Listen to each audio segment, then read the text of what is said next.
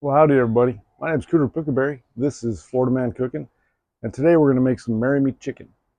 Marry Me chicken, the story behind it, I guess, is it's so good that whoever you make it for is going to want to marry you. It's how I got my wife, Miss Hannah Banana Pickleberry.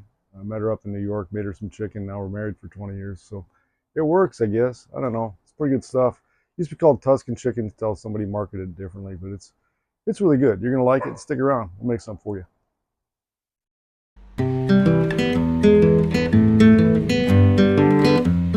Well, here we go. We're going to start. I've got a little induction cooktop here and a cast iron skillet. I'm going to figure out medium high, get it started. We're going to throw in a little bit of olive oil.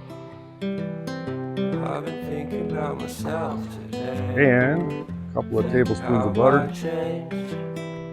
And while that's going, we're going to dredge the chicken.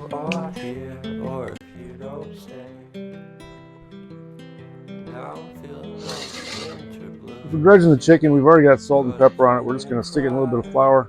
You're all covered up. You don't have to dredge the chicken. I just think it gives you a little bit better texture and look. It makes it a little bit more golden brown. A little prettier. We'll stick that on a wire rack to sit for a few minutes so we get the butter melted and the frying pan ready.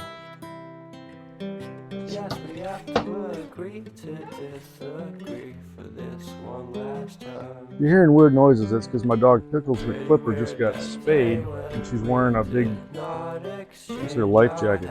We had the cone of shame on her for a bit, but she really didn't like that, so we got her this other gig. And she keeps banging into things and making a little bit of noise. It's very cute. Kind of annoying when you're trying to make chicken though. But I couldn't live without my feral hogs, so pretty good guys to have around.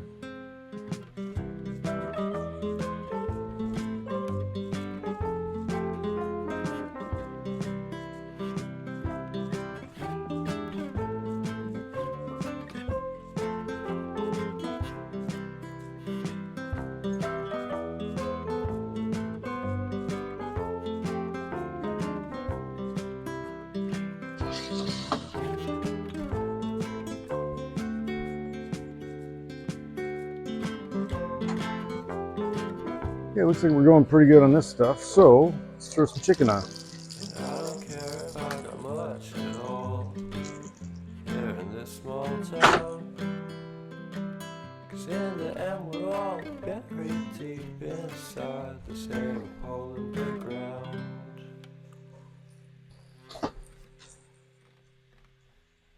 We're not going to overcrowd the pan, but I think we got room for one more without really doing that.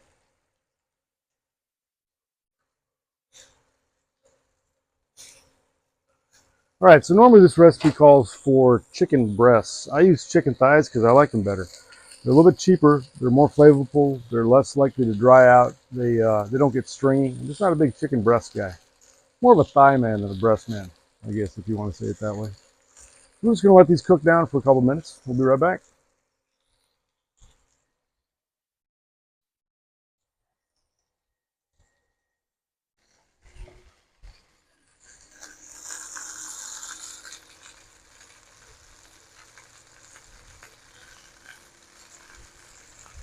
All right, well, those look pretty good, so we're going to go ahead and take them off. And the nice thing about this meal is it's a one-potter, one dish to clean. Because we're going to stick with this pot. It's got all that good little chars of chicken and juice and all that kind of stuff in it. So right now we're just going to put these in a wire rack to rest them while we get going with the rest of it. So I'm going to add just a little bit more oil and butter.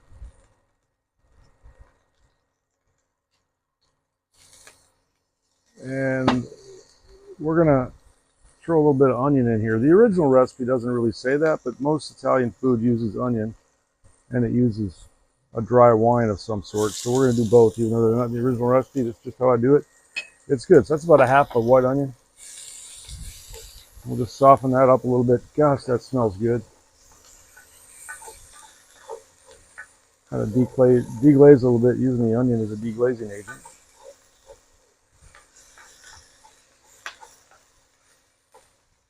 Turn that heat down.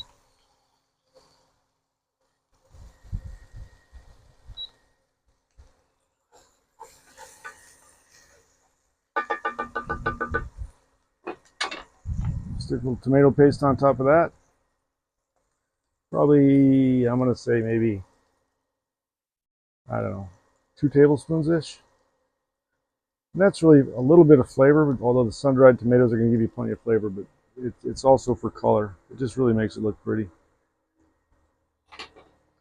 Give that a little stir. So we're just kind of layering flavors up here. Right now we got chicken, salt, pepper, onion, tomato paste. Next is garlic, and of course garlic cooks quick, so we got to get the liquids going shortly after the garlic goes in. Otherwise you get crunchy garlic, which sometimes is wonderful, but in this dish I don't think that's what we want to do.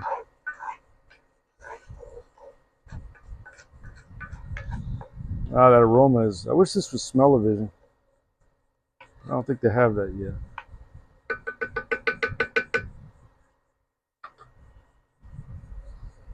Let that go just for a minute or two, or actually less than that.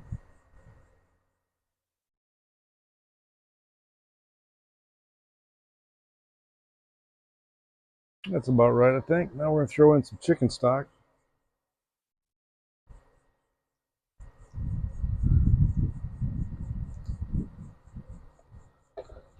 And a mix of oregano, thyme, and some chili flakes. Let's kind of bring that up to a boil.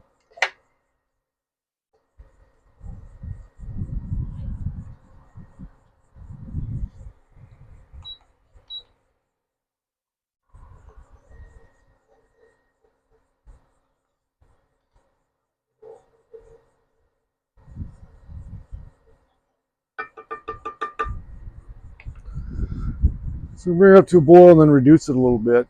So we'll come back and see you in just a few minutes.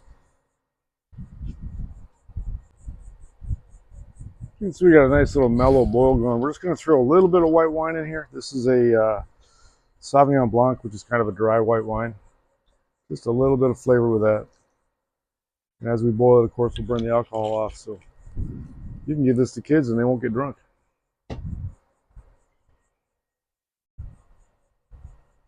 All right, so we got a nice little boil going. We're going to add a little bit of lemon juice. Hope I didn't just hit the camera with that. And some sun-dried tomatoes. Give that a little stir. Smells fantabulous. Even if you're a saltwater hillbilly, this just smells spectacular. It's better than boiled shrimp.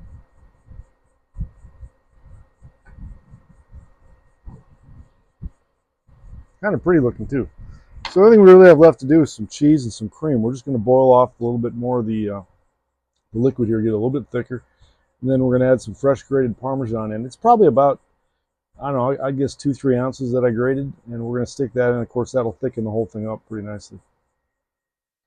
It's a very good looking, good smelling dish. And in a few minutes, we're going to figure out if Mrs. Pickleberry would marry me all over again because of my chicken.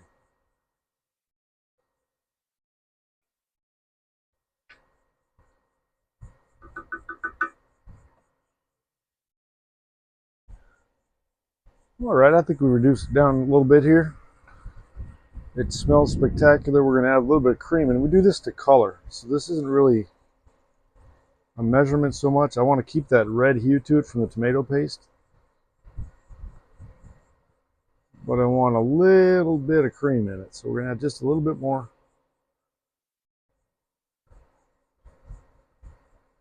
Yeah, I don't want to add too much. It just kind of turns like a milky white. But this is a nice orangish red color. Real pretty. We're going to add the freshly grated Parmesan. Just melt that in. Like I said, it's only a couple ounces, just a little bit. We'll just melt that in. That'll thicken it up a little bit. Ooh, lordy, that looks good.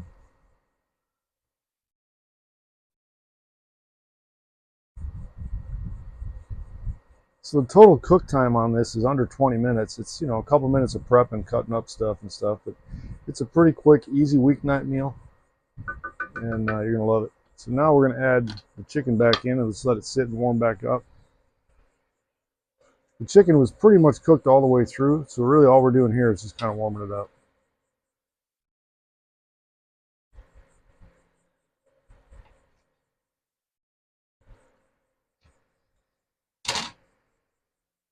We might as well get those little bit of pan dribblings in there too.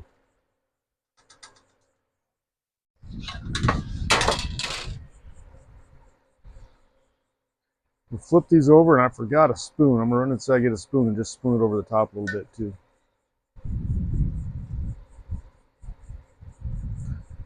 And in a few minutes, we'll finish this up with some fresh basil leaves just torn up and put on top, and you'll have a spectacular marry me chicken. Be right back.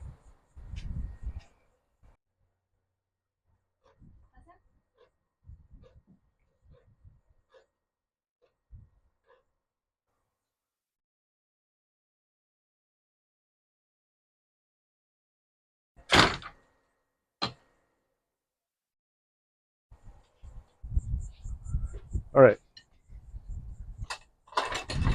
give it a shot, Miss Pickleberry.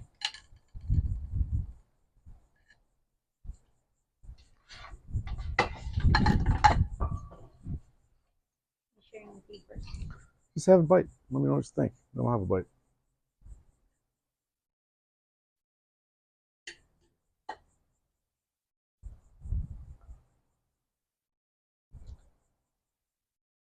That's it?